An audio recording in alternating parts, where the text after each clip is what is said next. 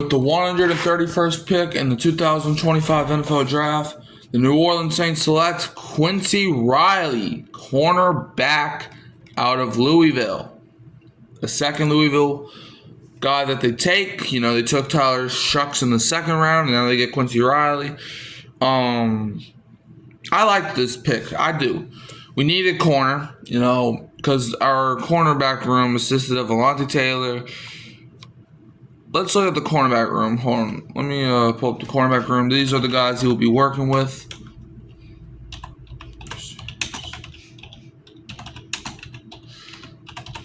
All right. So if we look at the cornerback room that he's going to be in, Quincy Riley, he was definitely, in my opinion, the best corner on the board, still available at that point. So I really like this pick. He's going to be in this cornerback room with Kool-Aid McKinstry, Justin Reed, Isaac Yiadom, and hold on. He's going to be in the cornerback room with Kool-Aid McKinstry, Alontae Taylor, Ugo Madi, Rico Payton, Isaac Yiadom, Rajon Wright. So yeah, I think you can take him.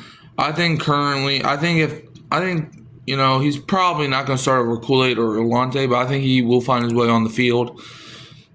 I think this was the best possible scenario for the Saints and for Quincy Riley. Quincy Riley, he's from Columbia SC. He was a senior. He's 5'11", 194 pounds. He has 31-inch arms, and his hand size, he has 8.5. His prospect grade is 6.10, which means he's a good backup with the potential to develop into a starter. His production score was 71, which was 10th among cornerbacks. Athleticism score 71, 16th among cornerbacks, and his total score was a 72, which was 13th among cornerbacks. In the 40-yard dash, he ran a 4.48, and then the 10-yard split, he ran a 1.54, and he did not participate in the vertical jump, row jump, three-cone drill, 20-yard shuttle, or the bench press. All right, player bio. At 2019, he was at Middle Tennessee State, where he redshirted. He played in 3 games as a reserve, where he recorded 3 tackles, and then ran the 60-meter and the 200-meter dashes at the Conference USA Championship for MTSU track. 2020, he was with Middle Tennessee State. He was a Conference USA all-freshman team, played in 6 games with 5 starts, 14 tackles, a tackle for a loss, 2 interceptions, 4 PBUs. Yeah, he missed 3 games due to injury, ran 100 meters and a 4-time 100-meter relay with MTSU track. So he's a fast guy. He is fast. 2021, he was with Middle Tennessee State. First team All-Conference USA, tied for 4th in the FBS with 5 interceptions, 1 return for a touchdown, played in 9 games with 7 starts, had 33 tackles, 4.5 tackles for loss with 1.5 sacks, and 9 PBUs. But he missed 2 games with an ankle injury. In 2022, I already got that, right? No, 2022, he played in all 13 games with 2 starts, where he recorded 27 tackles, a sack, 3 interceptions with 1 return for a touchdown, and 2 PBUs. 2023, he was an honorable mention All-ACC, led the team with 11 PBUs, started all 14 games, where he had 49 tackles, 1.5 tackles for loss, 3 interceptions, and accepted an invitation to the Senior Bowl, then decided to return to school. Then 2024, he was second team All-ACC, led the team with 13 PBUs, tied for the team, led with 2 interceptions, played in 10 games with 8 starts, 33 tackles, 3 TFLs, forced fumble, I don't know what that means, but missed 2 games with an ankle injury, did not play in the team's Sun Bowl win over Washington. All right, now let's look at his overview. Riley's performance took a dip in 2024, but his tape shows the same strengths and weaknesses from the year prior.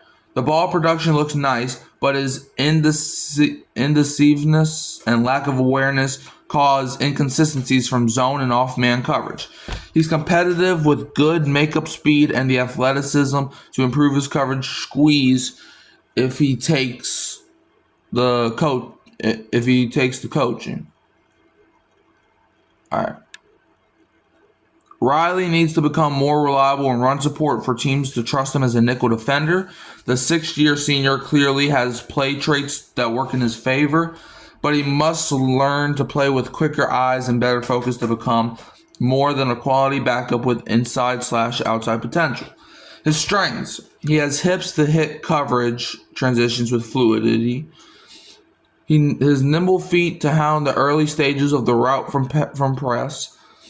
He has adequate understanding of coverage leverage from pedal or shuffle. He plays with willingness to overlap coverage areas from zone. He has good focus with soft hands when making a play on the ball. And he was a high school sprinter with above average recovery speed.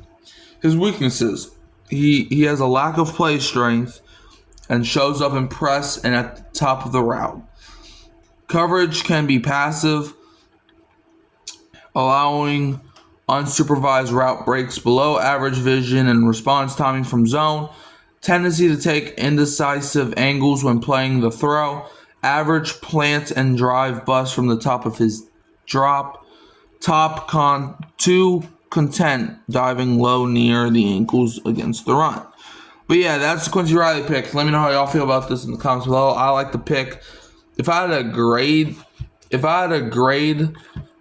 the selection of getting Quincy Riley, I'm not gonna lie, I'll probably give it an A. I think this is an A grade. Let me know how y'all feel about it in the comments below. You can find me here at Hurricane Mike, Kyle Phelps, and Keeping It Real, Who Dat Sports Podcast. And leave it as always with Who Dat, and don't be a Falcons fan.